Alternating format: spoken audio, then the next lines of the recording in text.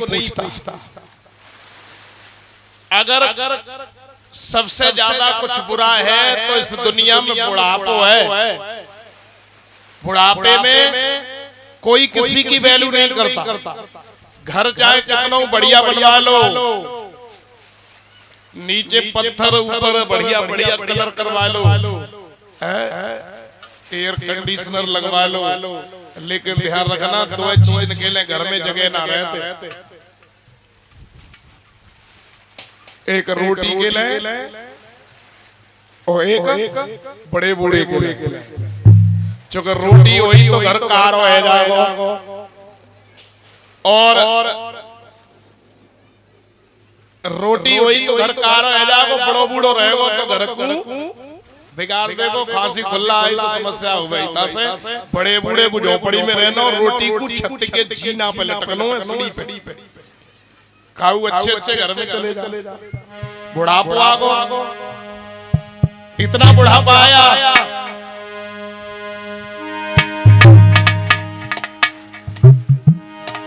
आंखों में आंसू लेकर के महाराज आते। अपनी रानी से जिस समय कहते तो रानी का मन पसीज गया, सोचने लगी मैंने ये क्या किया। आखिर में जैसे है मेरे पति हैं, और पति को बुढ़ापा देखो तो फिर पहुंच गई अपने पिताजी के पास। पिताजी से कही पिताजी मेरे पति को माफ कर दो। आखिर में है तो मेरे पति। शुक्राचार्य ने कही पागल है गई है, पहले आते कि तुम्हारे बच्चों को तोड़ दिया, मुझे धोखा दिया, अब कह रही है सही कर दो। का घर की दवाई है तो सही कर दे। ज्यादा गिड़गिड़ाई महाराज मेरा जीवन कैसे कटेगा। तो शुक्राचार्य जी ने कही बेटी तुम्हारे बेटाओं में से अगर कोई अपने पिताजी को जवानी दे दे तो फिर संभव हो सकता है। चार बेटाओं ने साफ मना कर दिया कि मैं अपनी जवानी किसी को नहीं दूंगा। छोटा बेटा है जिसका नाम है पुरु। पुरु ने कही महाराज ये मेरी देह है, मेरा शरीर, ये मेरी देह स्नेह और प्रभु की प्रेम निशानी।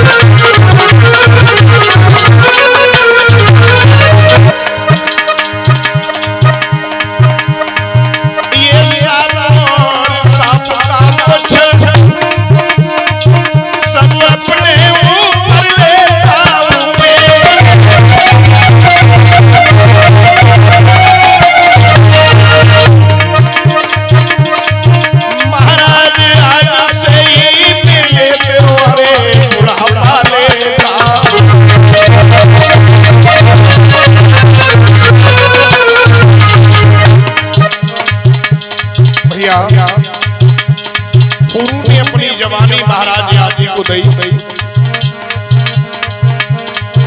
बेटा ने दी जवानी है,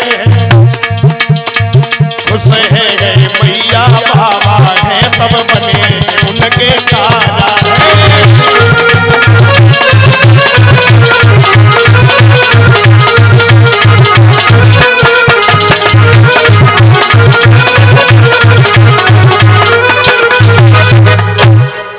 पिताजी को जब अपनी जवानी दी और जवानी देने के बाद अपने आप बुढ़ापा ले लिया, आप बड़े बूढ़े हो गए और बेटा की जवानी से राजा ने कई वर्षों तक राज्य किया। जब राज्य से तृप्त हो गए महाराज याति, उसके बाद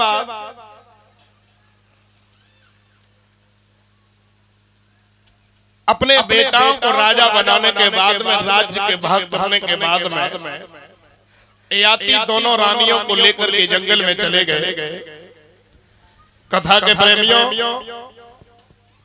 इन्हीं महाराज याति के बड़े बेटा यदु के कई पीढ़ियों बाद एक राजा हुए हैं जिनका नाम है देवमीर।